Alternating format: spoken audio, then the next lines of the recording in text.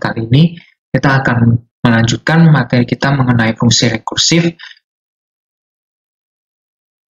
Dan kali ini kita akan latihan praktek membuat sebuah fungsi rekursif. Ya. Nah, jadi kita ada dua fungsi rekursif ya, contoh fungsi rekursif untuk latihan. Nah, jadi pertama adalah rekursif untuk matematika faktorial. Seperti biasa kita mulai include stdio.a. Nah, lalu kita bikin fungsi menghitung faktorial. Nah, ini yang biasa ya, long int faktorial dengan parameter int n.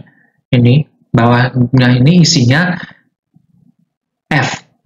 Pertama f ya untuk faktorial dengan tipe long, dimulai dari 1.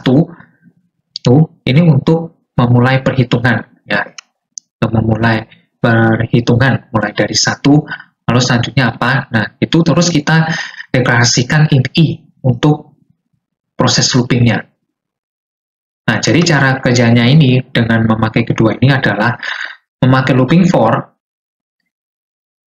i sama dengan 1, lalu i kurang dari sama dengan n, dan i plus plus. Dalamnya ini adalah perkalian antara f dan i secara berturut-turut. Jadi ini f kali sama dengan i. Nah, bagi yang ingat ini, bagi yang ingin mengingat kembali maksudnya apa, ini maksudnya adalah f sama dengan f kali i ya, seperti ini. Nah, lalu nanti hasilnya ada return f yang terakhir sampai i-nya mentok nilai n. Nah, lalu yang kedua ini, fungsi keduanya ini secara rekursif faktorial ya. Ya, memakai if else. If n sama dengan 1, ya return 1 dulu kan ya. Nah, kalau udah bukan 1 lagi, else-nya return panggil fungsi rekursif faktorialnya ini lagi dengan parameter n-1 dikali n. Ya, jadi maksudnya hasil sebelumnya dikali hasil yang sekarang. Nah, baru di fungsi utamanya ini kita hitung semuanya. How many sama dengan 0, lalu i. Printf. Nah, ini kita masukkan pemasukan secara manual ini, pakai how many-nya ini. Nanti scanf pakai alamatnya how many, kita masukkan berapa. Nah, lalu kita printf mengenai faktorial. Pertama tuh kita bandingkan apakah hasil yang memakai fungsi yang biasa ini dengan fungsi rekursif ini sama atau tidak. Nah, jadi pertama kita panggil fungsi yang biasa dulu di sini, faktorial i biasa.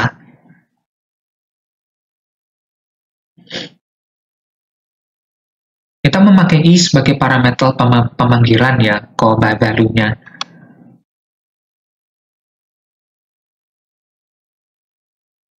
Nah, lalu yang kedua ini kita tes yang rekursif. Sama juga seperti cara kode untuk fungsi biasanya, yang membedakan hanyalah memanggil fungsi faktorial yang rekursif.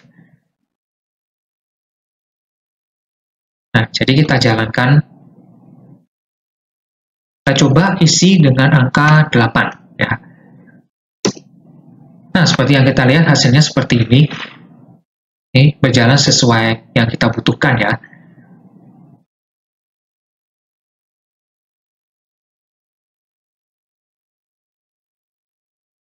Nah, pertama kan 1. Nah, makanya hasilnya ini 1. Lalu untuk yang kedua, yaitu 2 dikali 1, 2 kan ya. Nah, lalu yang ketiga ini, 3 dikali 2 yang sebelumnya jadi 6. Nah, lalu untuk yang selanjutnya lagi, yang keempat, nah, 4 dikali hasilnya sebelumnya 6. Nah, dan begitu terus seterusnya. Nah, sampai akhirnya dapat iterasi yang ke-8.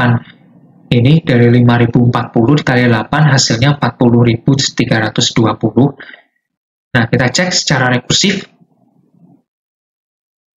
Nah, kita ketemu hasilnya sama juga ya.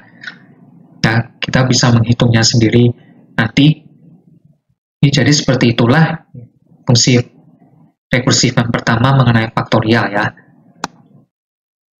Nah, selanjutnya kita langsung saja masuk yang kedua, mengenai Fibonacci.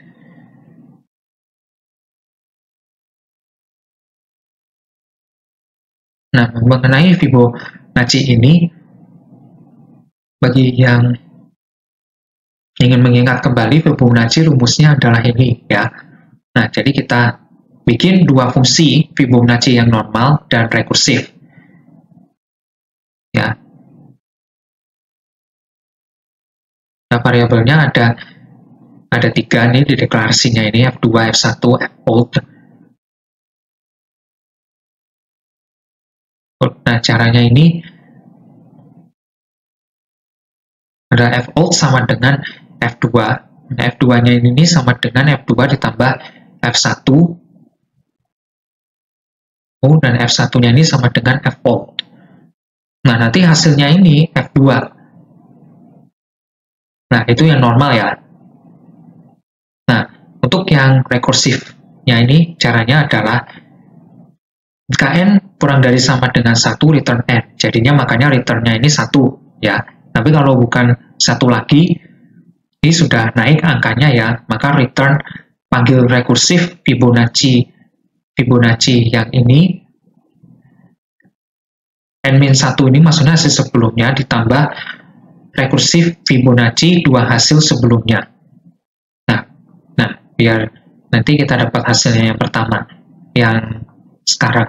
Nah, fungsi utamanya ini sama, kita panggil dua fungsi yang Fibonacci normal sama yang rekursif Fibonacci ya. Kita bandingkan nih hasilnya sama apa enggak, sama seperti yang faktorial tadi ya. Nah, pakai looping for how many sehingga hasilnya akan menjadi seperti ini. Misalkan kita isi dengan 8 juga ya. Kita bandingkan apakah sama. Wah, hasilnya seperti ini. Benar ya?